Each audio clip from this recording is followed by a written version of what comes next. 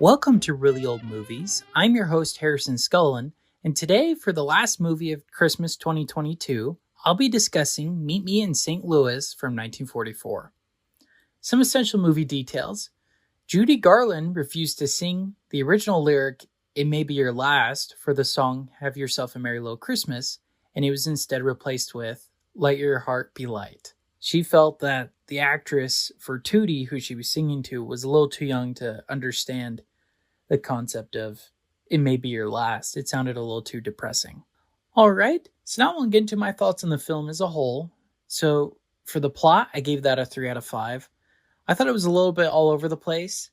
This felt a lot like White Christmas and Holiday Inn in the aspect that the songs, I think, were written first and then the plot around it. An example, there's like a random song that Esther and Tootie sing, and I just thought it was a little strange. And as much as I love the song Have Yourself a Merry Little Christmas, it's hard to tell if this world is like a singing world, like a Disney movie, or if this is just where you sing to each other like we would in our regular world.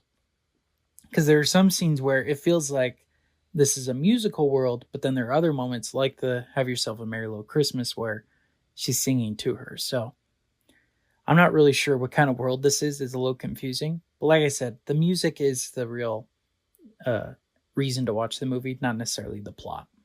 All right, in regards to the acting, gave that a 4 out of 5. I like Judy Garland a lot. She's really good as Esther.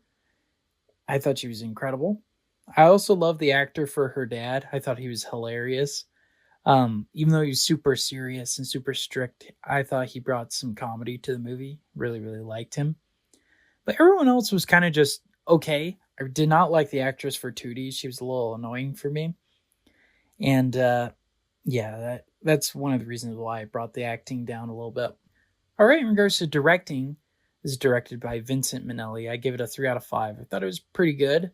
I think the strong points that he has in this are the musical numbers and the amazing costume work and all of that. And I also love the fact this is at the turn of the century. It takes place in 1903. Not a lot of movies are made about this era, so I thought that was really cool, considering how it wasn't that long before this.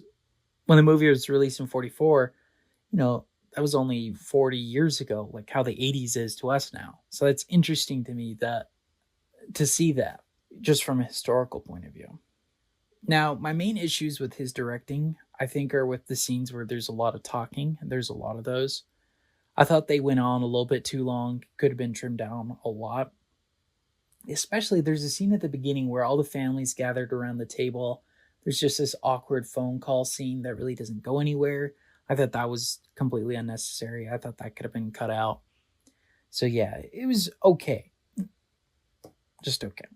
All right, in regards to cinematography and special effects, gave it a 5 out of 5. I thought it was superb. It was really, really good. The dancing numbers, the costumes, the music, the camera work, choreography, all of that was incredible. And the colors that they used were really, really good too. Really stood out. Yeah, it was a great looking film overall. All right, in regards to the music, I gave that a 5 out of 5. I thought it was incredible. Like I mentioned, Judy Garland is amazing, amazing singer. And I loved just about every song in this movie and the dancing numbers. I thought they were really, really good. I just wish there was a story to back it up. It was kind of a random overall storyline. All right, so tallying it all up, that brings my final Letterboxd score to a 4 out of 5. So would I recommend this movie? I would. And I will definitely rewatch it. I might even buy it. I actually liked a lot about it. Just the story was kind of weak for me. The music, the costumes. But yeah, I thought it was a great Christmas movie overall. It's got a great little Christmas message at the very end of the movie. So kind of like It's a Wonderful Life. It doesn't really feel like a Christmas movie till the very end. But yeah, it was great. All right, well, that is the final Christmas movie of 2022. I think overall, just looking back, I thought they were pretty good. There's some great movies from the 40s that I'd never seen before. All of these were first-time watches for me, so I had a great time with all these Christmas movies. All right, well, thank you so much for listening to today's episode. Make sure to subscribe to our Instagram and Facebook at Really Old Movies, where I discuss details about the week's particular film.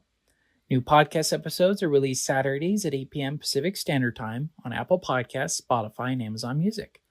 All right, thank you so much. This has been Really Old Movies. I'm your host, Harrison Scullin. Take care.